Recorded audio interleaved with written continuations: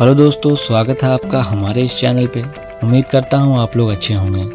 आज जो कहानी मैं आप लोगों को सुनाने वाला हूँ, ये कहानी हमारे पड़ोसी देश चीन की है। ये कहानी एक ऐसे बस सफ़र की है जिससे कई सारे रहस्य जुड़े हुए हैं। कहानी शुरू होती है चीन की राजधानी बीजिंग से कुछ किलोमीटर दूर युआन मिंग युआंग बस टर्मिनल है। 14 नवंबर 1995 की देर रात एक बस युआन मिंग युआंग बस टर्मिनल से निकलती है। ये बस उस रात की आखिरी बस थी और इस बस का जो आखिरी स्टॉपेज था वो था सियांग सेन, जिसे कि फ्रैगनेंट हिल के भी नाम से जाना जाता है। Yuan Ming yuan bus terminal से फ्रैगनेंट हिल्स तक का जो सफ़र था वो तकरीबन 16 किलोमीटर लंबा था और इस बस का जो रूट था उसका नंबर था रूट नंबर 375। तो यह आखिरी बस अपने तय वक्त पर उस बस टर्मिनल से निकलती है। जब ये बस वहाँ से निकलती है तब इस बस में कुल 2 लोग होते हैं, एक बस का ड्राइवर और एक लेडी कंडक्टर। इसके 2-3 स्टॉप बाद एक वहीं पर एक बहुत ही मशहूर जगह है समर पैलेस, वहाँ पर ये बस जाकर रुकती है। उस बस स्टॉप से एक बूढ़ी महिला, एक जवान लड़का और एक यंग कपल उस बस में सवार होते हैं। जो यंग कपल था वो ड्राइवर के पीछे वाली सीट पर जाकर बैठ जाते हैं और जो यंग लड़का होता है वो बस के गेट के पास साइड वाली सीट पर जाकर बैठ जाता है और बूढ़ी औरत जो होती है वो उस लड़के के पीछे वाली सीट पर जाकर बैठ जाती है। इसके बाद अब वो बस यहाँ से चल देती है। अब इस रूट नंबर 375 की पूरी बस में कुल मिलाकर 6 लोग थे, ड्राइवर और लेडी कंडक्टर को मिलाकर, और ये बस अपने तय रूट के हिसाब से अपनी मंजिल की तरफ बढ़ती है। जिन रास्तों से ये बस गुजर रही थी वो शहर का बाहरी इलाका था और उन रास्तों में इस बस के अलावा कोई दूसरी गाड़ी नजर नहीं आ रही थी। चारों तरफ बिल्कुल खामोशी थी क्योंकि लगभग आधी रात हो गई थी। उस खामोशी में सिर्फ बस की इंजन की आवाज़ सुनाई दे रही थी क्योंकि नवंबर का महीना था, इसके कारण ठंड भी बहुत ज़्यादा थी। उसके बाद 2-3 बस स्टॉप गुजर जाते हैं। तभी बस ड्राइवर को 2 लोग अंधेरे में खड़े नजर आते हैं जो कि बस को रोकने के लिए हाथ हिला रहे थे, मगर ये दोनों लोग बस स्टैंड पर नहीं खड़े थे बल्कि अगले बस स्टैंड के काफ़ी पहले ही बीच रास्ते पर ही खड़े थे। तो पहले तो ड्राइवर ने ये फैसला किया कि वो बस को नहीं रोकेगा क्योंकि वो बस स्टैंड पर नहीं खड़े थे, मगर बस की महिला कंडक्टर कहती है कि ये इस रूट की आखिरी बस है, इसके बाद इस रूट से कोई बस नहीं गुजरेगी, इसलिए वो इन लोगों को बस में चढ़ने दे।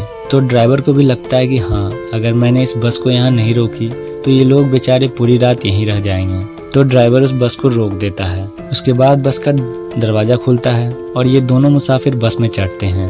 मगर जैसे ही ये दोनों बस में दाखिल हुए तो पता चला कि ये 2 नहीं बल्कि 3 लोग थे। उन दोनों लोगों ने तीसरे शख्स को बीच में ऐसे पकड़ रखा था अपने कंधों का सहारा देकर कि किसी को पता ही नहीं चला कि वो 3 लोग थे। बीच वाला जो शख्स था वो चढ़ने के बाद जो दिखा, उसके दोनों हाथ साइड के दोनों लोगों के कंधे पर रखे हुए थे। उस बीच वाले शख्स का चेहरा नीचे की तरफ झुका हुआ था जिसकी वजह से उसके बाल बिखरे हुए थे और उसका चेहरा दिख नहीं रहा था। और बाकी के जो 2 लोग थे उनका चेहरा जो था वो बिल्कुल ही सफ़ेद था, मतलब कि एक नॉर्मल इंसान से भी ज़्यादा सफ़ेद था। इन तीनों ने ही चीन के ट्रेडिशनल ड्रेस पहने हुए थे जो कि क्विंग राजवंश के दौरान पहने जाते थे। उसके बाद ये लोग बिना किसी से कुछ बोले बस की पीछे वाली सीट पर जाकर बैठ जाते हैं। उसके बाद बस वहाँ से चल देती है, मगर इन तीनों को देखकर बाकी के लोग जो वहाँ थे वो लोग परेशान हो जाते हैं और आपस में एक दूसरे को देखने लगते हैं क्योंकि एक तो आधी रात का वक्त और पहले 2 लोग दिखे, उसके बाद 3 लोग आ जाते हैं और इन्होंने अजीब से कपड़े पहने हुए थे।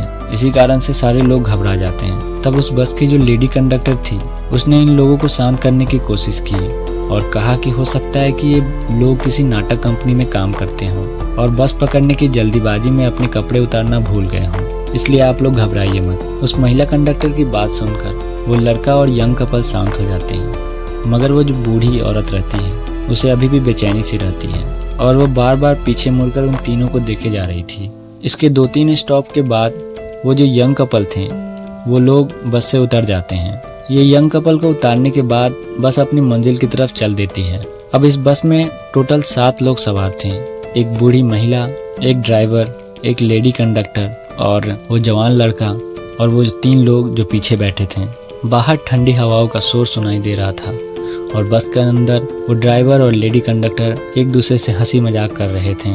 अचानक से जो वो बूढ़ी औरत थी वो अपनी सीट से खड़ी होती है और अपने आगे वाले लड़के पर चिल्लाने लगती है और कहती है कि उसने उसका पर्स चुरा लिया। इस बात पर उस लड़के को भी गुस्सा आ जाता है और वो भी उस औरत से बहस करने लगता है।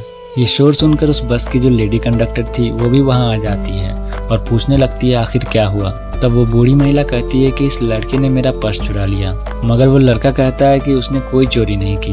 धीरे धीरे ये झगड़ा इतना बढ़ जाता है कि वो बूढ़ी महिला उस लड़के का कॉलर पकड़ लेती है और कहती है कि अगले स्टॉप पर बस रोको, मुझे उतरना है और इस लड़के को मुझे पुलिस के हवाले करना है। वो लेडी कंडक्टर उस बूढ़ी औरत को शांत करने की बहुत कोशिश करती है, मगर वो किसी की नहीं सुनती है और इस बात पे अड़ी रहती है कि अगले स्टॉपेज पर उस लड़के को वो पुलिस स्टेशन लेके जाएगी। आखिरकार बस का ड्राइवर अगले स्टॉपेज पर बस को रोक देता है। जैसे ही वो बस रुकती है, वो बूढ़ी महिला उस लड़के का कॉलर पकड़कर खींचकर उसे बाहर निकाल देती है और फिर वो बस आगे बढ़ जाती है। अब वो बस तो चली गई, मगर वो लड़का जब चारों तरफ देखता है तो ना तो उसे कोई पुलिस स्टेशन नजर आता है और ना ही कोई दूसरा इंसान। चारों तरफ बिल्कुल अंधेरा था।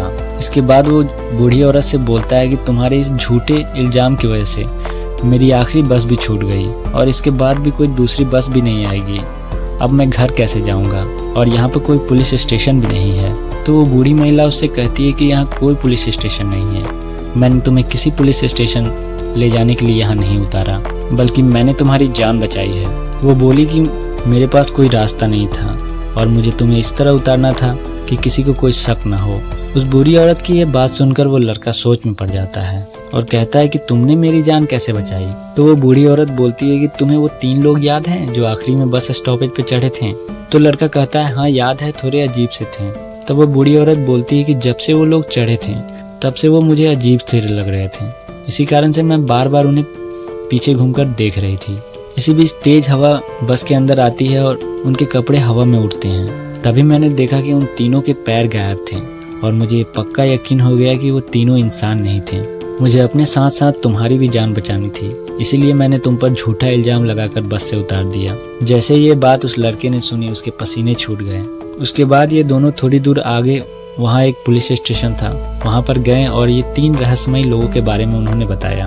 और जब उस बूढ़ी औरत ने पुलिस को ये बताया कि उन तीनों के पैर नहीं थे, तो उन्हें लगा कि ये मजाक कर रही है और इनका हो सकता है ये इनका वहम हो और पुलिस इन दोनों को अपने अपने घर भेज देती है वहाँ से। उसके बाद 14 नवंबर 1995 की वो रात बीत गई, मगर अगले दिन 15 नवंबर को एक चौंकाने वाली बात आती है। पता चला कि रूट नंबर 375 की वो आखिरी बस जो युआन मिंग युआंग से चली थी और फ्रैगनेंट्स हिल उसे पहुंचना था, वो वहां पहुंची ही नहीं। मतलब कि जिस बस को 14 नवंबर की रात को ही बस डिपो पहुंच जाना चाहिए था, वो वहां पहुंची ही नहीं। ना कि बस ही गायब थी, बल्कि उस बस का ड्राइवर और लेडी कंडक्टर भी गायब था। इसके बाद बस डिपो वालों ने पुलिस के पास उस बस की मिसिंग रिपोर्ट लिखवाई। अब जैसे ही पुलिस वाले को पता चला कि रूट नंबर 375 की वो आखिरी बस गायब हो गई है, तब जाकर उन्हें वो बूढ़ी औरत की बात सच लगने लगी। फिर पुलिस उन दोनों को पूछताछ के लिए बुलाती है और वो दोनों फिर से वही कहानी बताते हैं। इस बार पुलिस उनकी बातों को अच्छी तरह से सुनती है, मगर कहीं से ये बात जो होती है वो मीडिया में लीक हो जाती है और देखते ही देखते ये कहानी रूट नंबर 375 से बस गायब होने की पूरे चीन शहर में आग की तरफ फैल गई।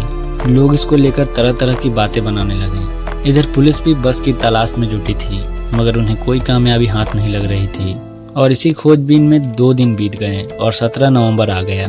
17 नवंबर 1995 को पुलिस को म्यून रिजर्वायर में एक बस डूबी हुई मिलती है। उसके बाद क्रेन से उस बस को बाहर निकाला जाता है और जब बस बाहर आती है तो पता चलता है कि वो वही रूट नंबर 375 की बस है जो उस रात गायब हुई थी।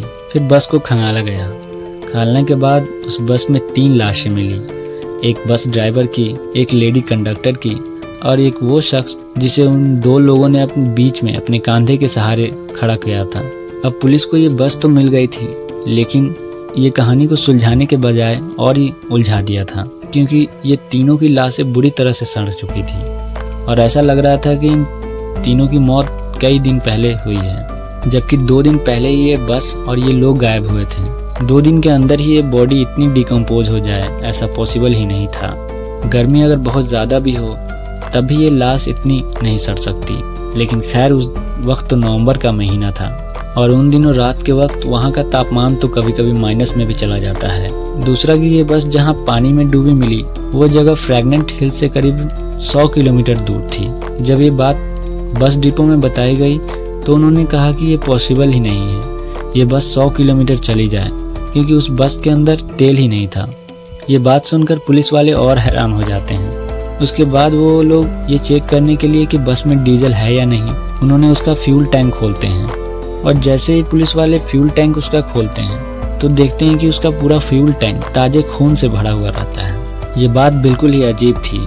इसके बाद पुलिस वाले सीसीटीवी कैमरे खंगालते हैं। सीसीटीवी में ये पता चलता है कि जहाँ पर वो बूढ़ी औरत और वो लड़का उतरे थे वहाँ तक तो ये बस दिखती है, लेकिन उसके बाद कहीं ये बस नहीं दिखती है। अब ये बस कैमरे में क्यों कैद नहीं हुई, इसका जवाब किसी के पास नहीं था। उसके बाद ये छानबीन ऐसे ही चलती रहती है, मगर इसका कोई फ़ायदा नहीं होता है। इस घटना को हुए तकरीबन 28 साल बीत चुके हैं, मगर आज इन 4 सवालों का जवाब किसी के पास नहीं है। पहला कि वो 3 रहस्यमयी लोग जो बस में सवार हुए थे वो कौन थे। दूसरा कि बिना डीजल के वो बस आखिर ये 100 किलोमीटर तक कैसे चली गई। क्या वो बस डीजल की बजाय खून से चली। तीसरा कि इतनी ठंड होने के बावजूद महज 2 दिन के अंदर ही वो लाश इतनी सड़ क्यों गई। और चौथा कि वो बूढ़ी महिला और उस लड़के के उतरने के बाद वो बस आगे किसी भी सीसीटीवी कैमरे में क्यों नहीं कैद हुई। कुछ लोग इसे एक अफवाह भी मानते हैं। मैंने खुद इस खबर के रिसोर्स ढूंढने की कोशिश की, लेकिन मुझे कुछ ज़्यादा हाथ नहीं लगा। और आप लोगों को पता ही है कि चीन के अंदर से कोई भी न्यूज़ बाहर निकालना कितना मुश्किल है, मगर चीन के सरकारी अखबार ग्लोबल टाइम्स ने खुद अपनी वेबसाइट पर इस खबर को डाल रखा है, तो जाहिर सी बात है इस खबर में कुछ तो सच्चाई होगी ही। वहीं दूसरी तरफ चीन के बहुत सारे लोग इस घटना को सच मानते हैं और इस घटना के बाद लोगों ने रूट नंबर 375 को भूताई घोषित कर दिया था। और आज इतने साल भी ये कहानी चीन में सुनी और सुनाई जाती है। तो ये थी चीन के रूट नंबर 375 के भूतिया सफ़र की कहानी। मुझे उम्मीद है कि आपको ये कहानी बिल्कुल पसंद आई होगी। अगर ये कहानी आपको पसंद आई तो लाइक करें और